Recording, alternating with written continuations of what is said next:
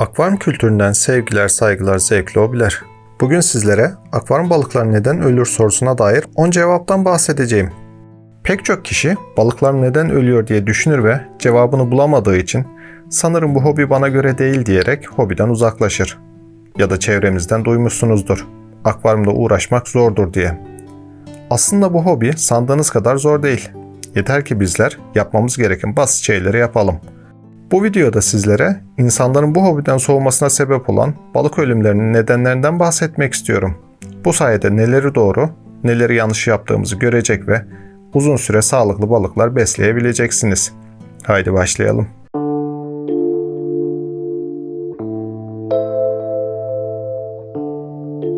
Öncelikle sevgili dostlar, videolarımızın daha çok hobiciye ulaşması adına beğenmeyi, abone olmayı ve özellikle kanalımızı eş, dost ve arkadaşlarınıza önermenizi rica ediyorum.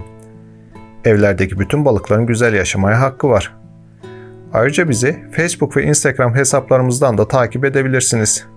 Balıklarımızın günlük hallerini ve özel görüntülerini her gün sosyal medya hesaplarımızdan paylaşıyorum.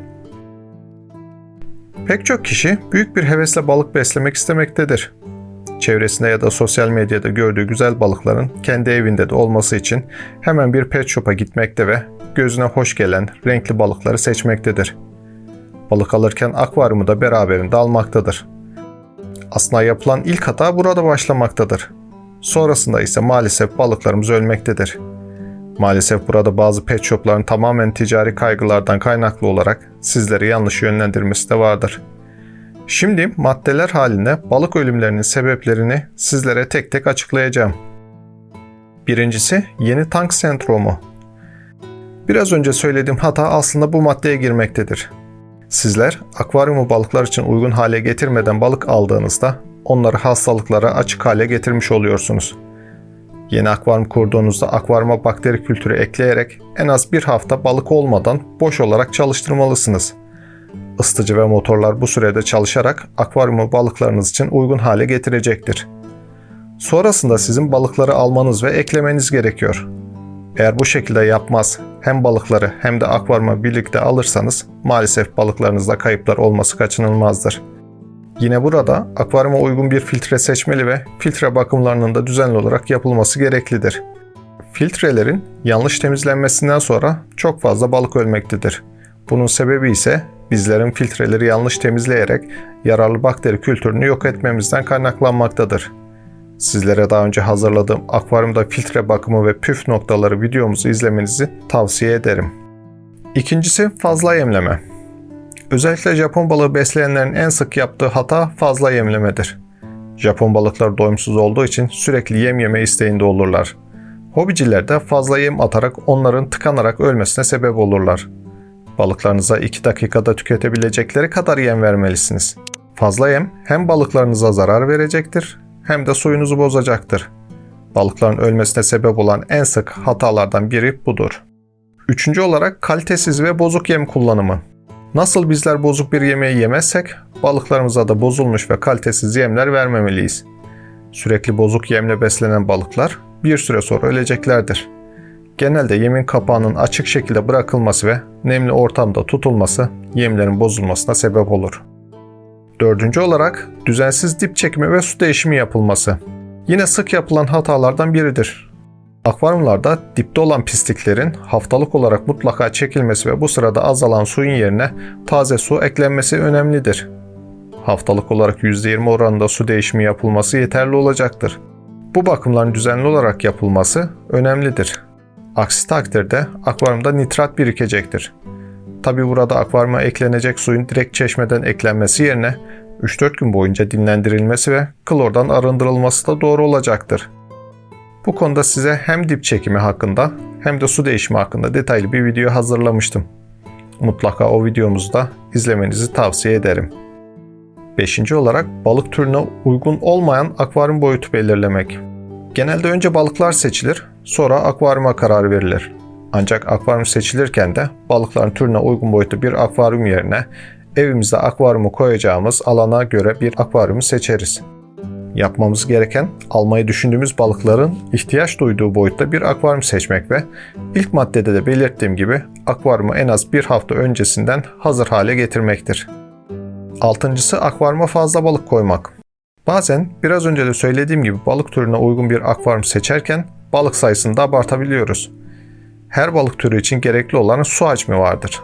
Olması gerekenden çok fazla balığı bir araya koyarak hem onların gelişimini olumsuz etkiliyoruz hem de su değerlerini çok hızlı bir şekilde bozarak hastalıklara sebep oluyoruz. Bu sebeple akvaryum boyutunuza göre balık sayınızı belirlemeli ve onları tıkış tıkış doldurmamalısınız. 7. olarak uyumsuz balıkların bir arada beslenmesi. Balık alırken mutlaka tür uyum tablosuna bakmalısınız. Uyumsuz balıkların bir arada beslenmesi kavgalara, birbirlerini yeme girişimlerine ve hatta ölümlere sebep olur.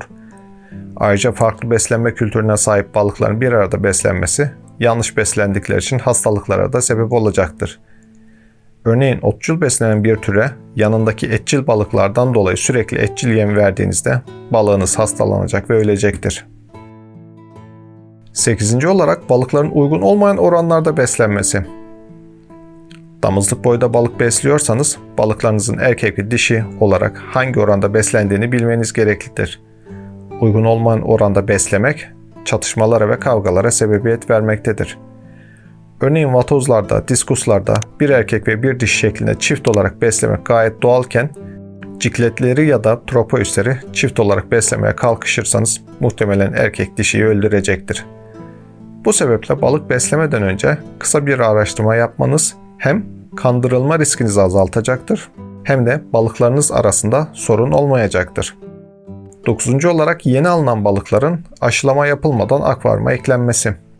Pet shop'tan ya da bir arkadaşınızdan balık aldıktan sonra o balığın sizin akvaryumunuzun değerlerine iyi bir şekilde alıştırılması gereklidir. Aşılama dediğimiz bu olayda yeni alınan balıklar bir kovaya alınır ve kendi akvaryumunuzdan alınan su yavaş yavaş eklenir. Bu işlem yaklaşık yarım saat yapılır. Bu sayede aldığınız balıklar sizin akvaryumunuzun su sıcaklığına ve su değerlerine alışmış olurlar.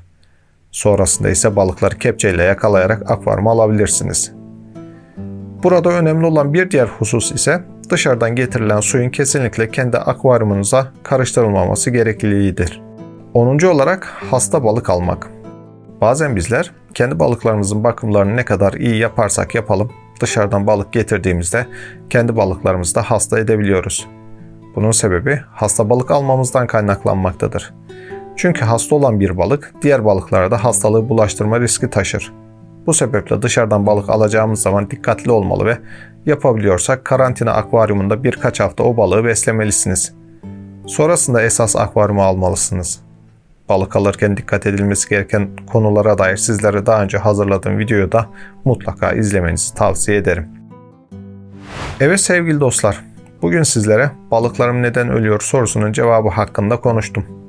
Bu saydığım 10 maddeye dikkat ederek Allah'ın izniyle balıklarınızı uzun süre yaşatabilirsiniz.